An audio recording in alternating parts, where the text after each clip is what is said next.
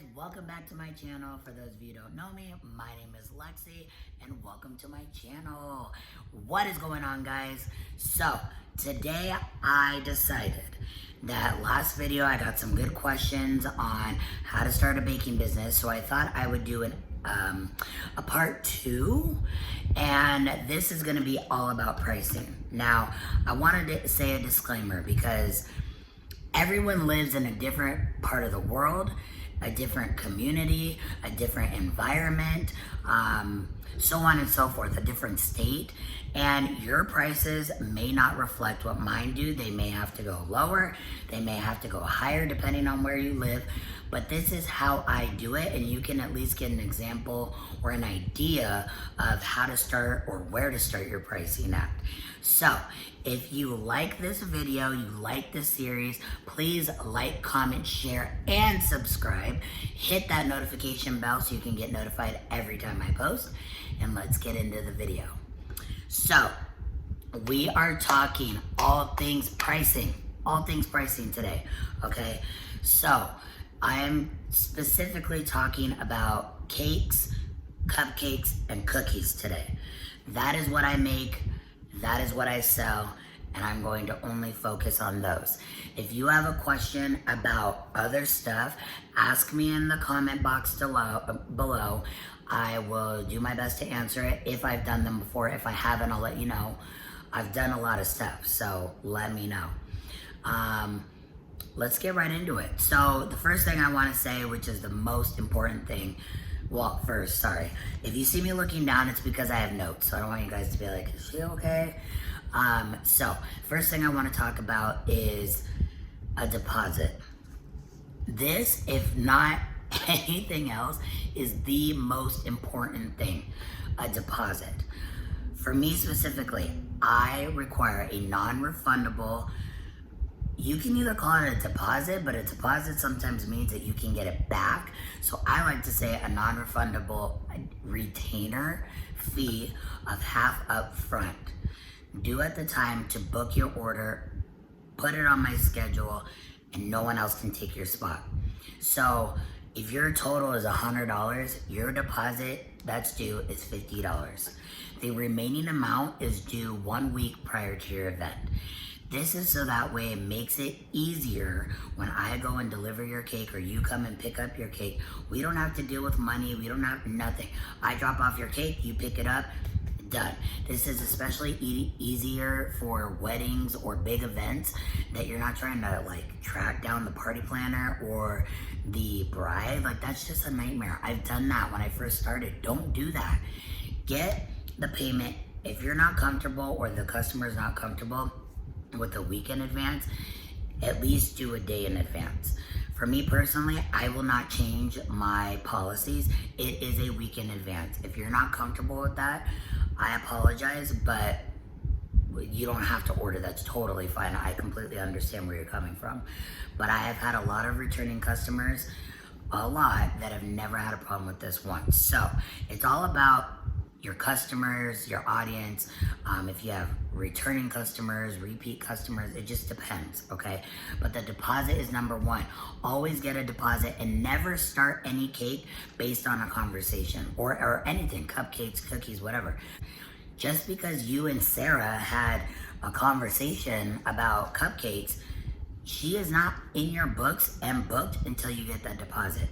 And you need to also make sure that you make that clear to the customer by saying, I just want to let you know this is a conversation only until you pay the deposit. That is when it is officially booked and we can move forward.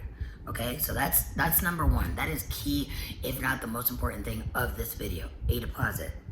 Okay, second thing I want to talk about. This is another big one for me. So a lot of times when you're first starting out, you want orders. I 100% get that. You want to get the orders. You want, to do anything and everything for that order. And if they're like, oh, it's a little out of my price range, I'm going to have to like shop around. Do not, I repeat, do not lower your prices just to get a customer. Okay. First of all, not only are you devaluing your business, you are also devaluing yourself. Okay, so I get it. You want the customer. You want to build your clientele. I 100% understand that. But your prices are your set prices for a reason. Your set prices are set so that way you get paid, the ingredients gets paid for, the time and effort it took, the materials, the electricity, the power that you're using, that all gets covered. If you keep lowering your prices to basically help your customers, at the end you're gonna either break even or worse, you're gonna lose money. And trust me, it's not fun to do that. So don't lower your prices for anybody. You know, work with your customer, but if they're just like, I'm sorry, that's just, you know, a little out of my comfort zone. Walmart or Fry's said that they could do it for cheaper. That's great. Or even another bakery, that's awesome. Go to them, go where it fits your budget. However, please note that if you go to Sam's Club, Walmart, Fry's, wherever and get a cake, that's not custom made. It's made from box pre-made mix. Mine is custom made from scratch. I buy the best ingredients, etc., whatever you want to say. But that's along the lines of what you should explain to them. You want the best quality stuff, you gotta pay for it, okay? It comes at a price. And I think you have to know when to walk away. So if your customer is getting to the point where they're like, okay, well, what if I supply the ingredients, or what if I give you the supplies? You know, will that make it cheaper? Or if they start beating around the bush and giving other scenarios like that, you have to be willing to walk away, because at that point, they're degrading what you do, to be honest. I mean, that's a harsh word, but ultimately they're degrading what your work is, okay? So you have to be willing to walk away. All right, here's another big one. Do not chase. This is number 3. Do not chase. What I mean by that is, if a customer is saying, let me talk to my husband, or let me talk to my spouse, and let me get back with you, or I'll get back to you. Just, if they use those words or anything similar, do not reach out to them a day later or 2 days later and say, oh, I'm booking fast. Are you sure? Were you interested or were you not? Or don't text them and say, hey, did your husband ever reply back? No, do not chase. That is one of the most embarrassing and tacky things that you can do. If that customer is interested, they will reach back out to you and they will order. Do not chase. Okay, it's so important, and it's really embarrassing, okay? Just don't, please. So now, which a lot of people, and I mean a lot of bakers, bakeries, do not talk about, is their actual pricing. And a lot of times when I see videos, I see it broken down as you gotta figure out your cost of all your ingredients, how much batter you're gonna need to make a specific cake. Then when you do, add up all your ingredients, add up all your supplies, your electricity, all that stuff. Okay, that's a lot of work, honestly. It's a lot of work, and it can be confusing, and you gotta use an Excel spreadsheet, and I do something similar, but it's not in depth. And I know at the end of the day, because I have an Excel spreadsheet that keeps track of, you know, how much a cake is, what supplies I use for it, what ingredients, blah, blah, blah. But it's not as crazy, okay? So hear me out. I live in Phoenix, Arizona, okay? And I would say that cakes base around, for a bakery, I'd say $7 a slice, okay, maybe $6. That's like the going rate. If you go for like a wedding, I would say it would jump up the price to maybe $8, $9 a slice. But for an event or a party or something of that sort, I don't think it's higher than maybe $7.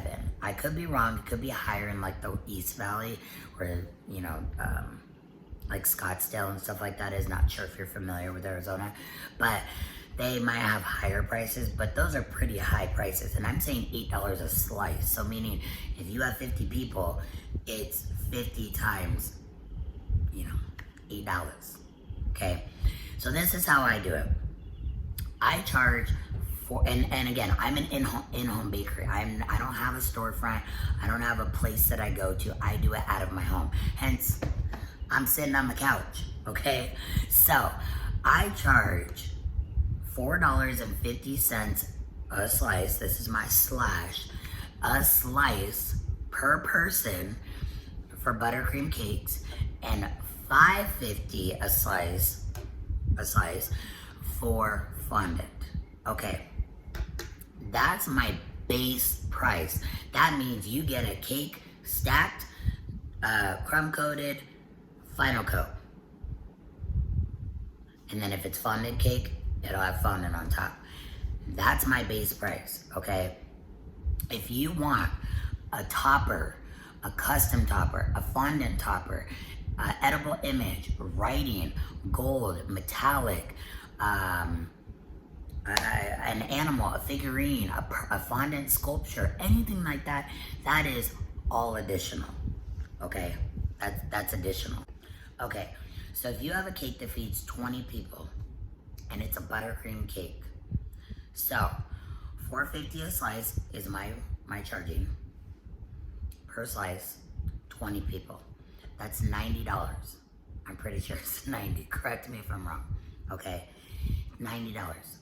She wants to add a fondant #1 topper. She wants to add the little girl's name on it. Let's just say her name is Mia. It's my daughter's name, one of my daughters. And she wants Mia's name written in gold. And maybe, I don't know, a small little fondant flower. Okay, toppers for me, fondant toppers can vary. But if you want a fondant number topper, for me, it's $15. Okay, so that's $15 plus the name writing with the gold. That would be another $15. That's $30. Then she wants a little fondant flower. That's $5, so that's $35. And I don't think I added anything else, did I? Okay, so 90 plus 35 is 125.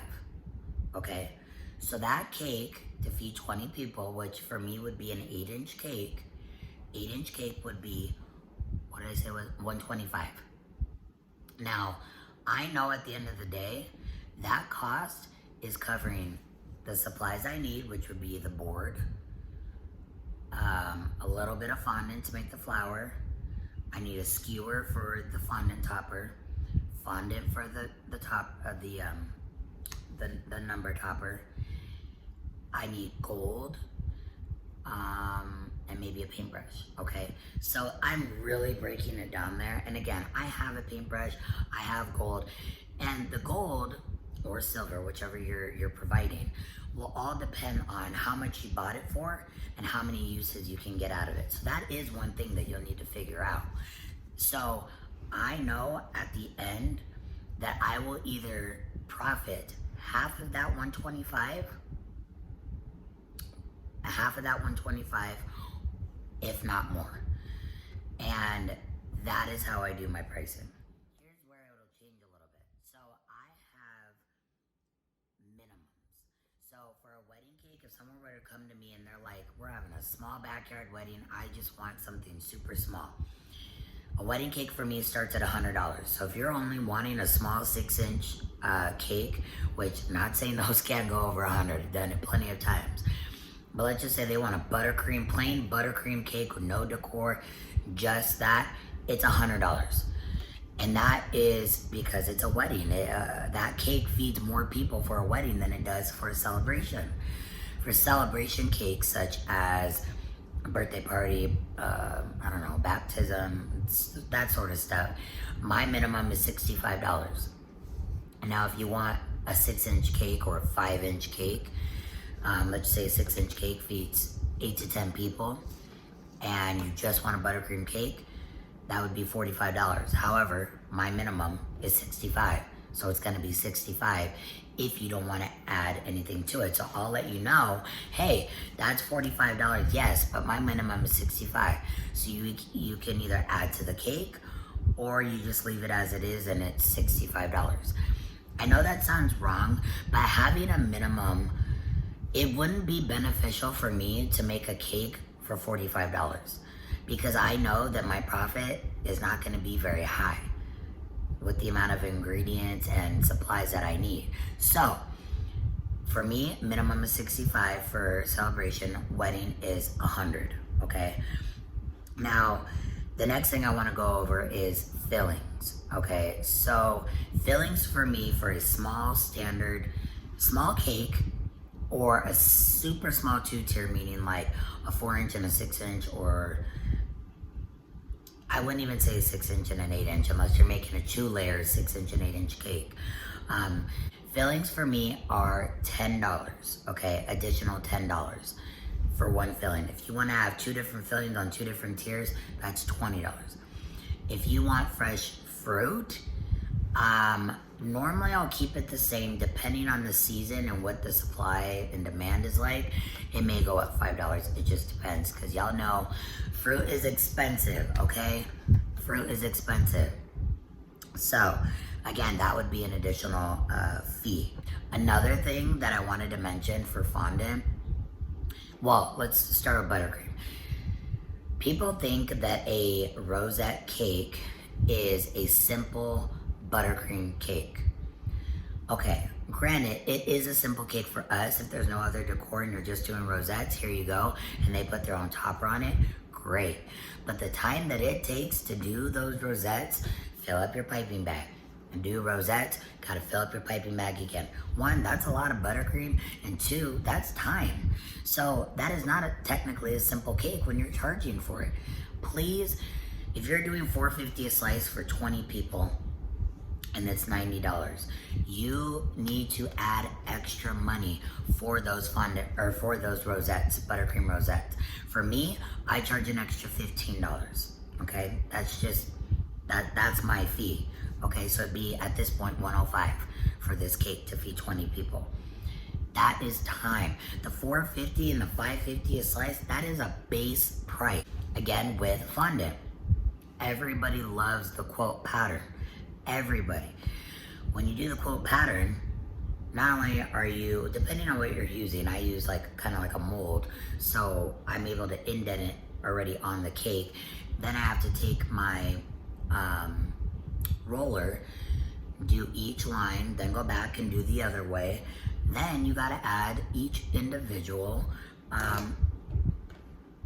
dragé, however you guys say it. Then you have to, that is time. So $5.50 a slice, get your base price for however many people you're feeding. Quilt pattern takes however long it takes you. That's an additional $15-$20 for me, plus all the dragés. That's another 5 minutes, so that's an additional like $5 to $10. Do you see where I'm going with this? So every time you have a cake, even though someone may think it's simple, add up your time. In the beginning, you may not know, so charge lower. As you start to do it a little bit more, you get more experience, you get faster. Even if you get faster, it still takes time, okay? You gotta charge for your time. Your time is important, don't forget that. Those are kind of my main points for pricing. Now, I know I didn't get into the nitty gritty and breakdown of how I've all figured that out, but I feel like you can take my base prices and think, do you think $105 for a buttercream rosette cake to feed 20 people is a lot of money? And if you do, lower it. If you don't, higher it. Again, higher it, raise it. If you think, or you know you live in an area that's more expensive, the housing market, just all that stuff, 100% raise it. But this is for where I live, my competition, stuff like that.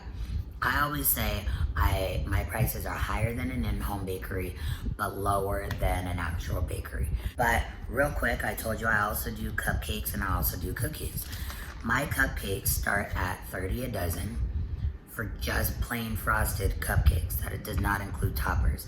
If you want like toppers from Etsy that people make, those can vary. If you want fondant, depending on fondant cupcake toppers, you know they take a lot because they're little.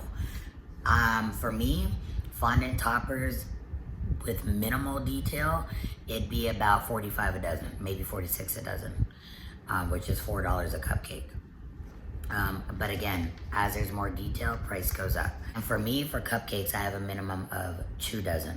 So you can't just order a dozen for me. The minimum is 2 dozen.